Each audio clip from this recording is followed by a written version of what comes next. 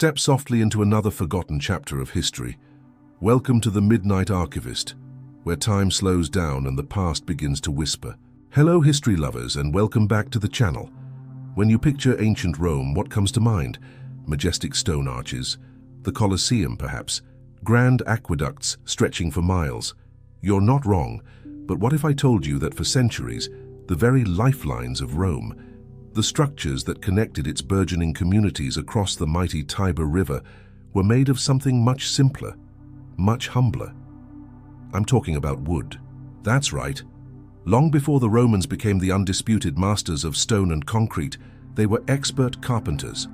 Today, we're going to peel back the layers of marble and travertine to uncover the forgotten story of early Rome's wooden bridges. These weren't just simple crossings. They were marvels of engineering, symbols of religious belief, and the very foundation upon which the future empire was built. So, grab a seat, and let's journey back in time to the dawn of Rome and cross the Tiber on its first legendary wooden bridge. Our story begins with the most famous of all Roman bridges, yet one that has left no physical trace, the Pons Sublicius. The name itself gives us a clue. Pons means bridge, and Sublicius is derived from sublicae, meaning wooden piles or stakes. This was Rome's very first bridge, and according to tradition it was built in the 7th century BC during the reign of Ancus Marcius, the 4th king of Rome. Imagine the scene. Rome is still a collection of settlements on its famous 7 hills. The Tiber River, prone to flash floods, is a formidable barrier. Building a permanent bridge was a monumental statement. It physically linked the Janiculum Hill, a strategic outpost, to the city proper, enabling trade, communication, and military movement. It declared that Rome was no longer just a cluster of villages, but a unified, expanding power. But why wood? For one, it was a readily available resource. More importantly, the early Romans were masters of woodworking. The Pons Sublicius was likely a trestle bridge, a series of heavy wooden beams and planks resting on thick piles driven deep into the riverbed. This was no rickety rope bridge. It was a robust, sophisticated structure designed by skilled engineers who understood the forces of the river. It had to be strong enough to withstand the Tiber's notorious floods and support the weight of people, carts, and livestock. This bridge wasn't just a feat of engineering. It was steeped in religious and cultural significance. The construction and maintenance of bridges were overseen by a special college of priests known as the Pontifices. In fact, the very title Pontifex, which later became the title for the High Priest of Rome and eventually the Pope, Pontiff, literally means bridge builder. This shows just how sacred the act of bridging a river was. Rivers were seen as powerful deities, and spanning them was an act that required divine permission and careful ritual to avoid angering the river god. Because of this sacred nature, no metal was used in the original construction or repair of the Pons Sublicius. It was held together entirely by complex wooden joints and pegs. This tradition, maintained for centuries, highlights the deep respect the Romans had for their natural world and their ancestral customs. The bridge was a living monument, a connection not just between two riverbanks, but between the present and the divine, the mortal and the sacred. Of course, you can't talk about the Pons Sublicius without mentioning its most legendary moment, the stand of Horatius Cocles. As the story goes, in the late 6th century BC, the Etruscan king Lars Porsena marched on Rome to restore the recently overthrown monarchy.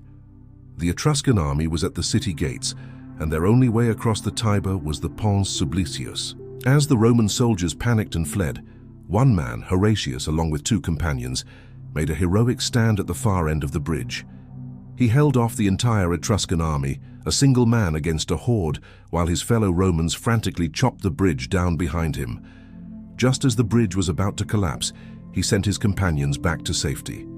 Wounded but resolute, Horatius fought on until the final timbers gave way. He then prayed to Father Tiber, and in full armor, leaped into the river and swam to safety on the Roman side. Whether this story is entirely factual or a legendary embellishment, it cemented the Pons Sublicius in the Roman psyche.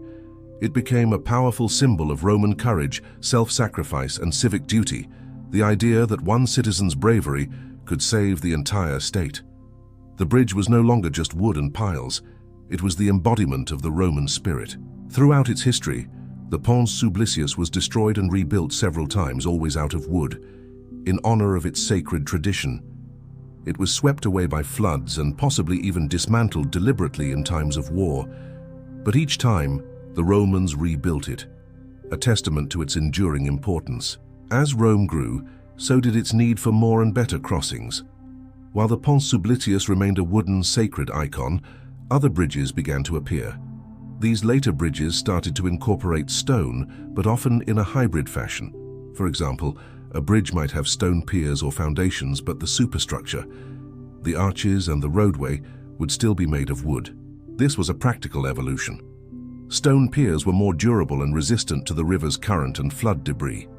A wooden superstructure, however, was lighter, cheaper, and faster to build and repair.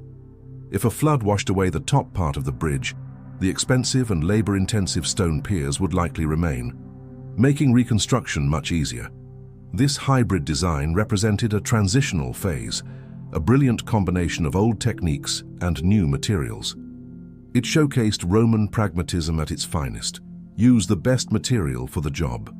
One example might have been the Pons Cestius, which connects the Tiber island to the Trastevere neighborhood. While the bridge we see today is a 19th century reconstruction, its earliest form, built in the 1st century BC, may have had stone piers with a wooden roadway. This allowed for quick construction to improve access to the island, which was home to an important temple of the healing god Asclepius. So why did the Romans eventually move on to all stone bridges? The answer lies in the development of a revolutionary building material, Roman concrete, or opus caementitium. This incredible mixture of volcanic ash, lime, and rubble could be poured into wooden frames and would even set underwater. It was strong, versatile, and relatively cheap. Combined with their mastery of the stone arch, concrete allowed the Romans to build bigger, stronger, and more permanent bridges than ever before. These were structures that could defy floods, fires, and the passage of time. The Pons Fabricius, built in 62 BC and still standing today, is a perfect example. Made of solid stone and tough blocks, it has survived for over 2 millennia. The age of monumental stone bridges had truly begun. But we must not let these magnificent stone survivors overshadow the importance of their wooden predecessors.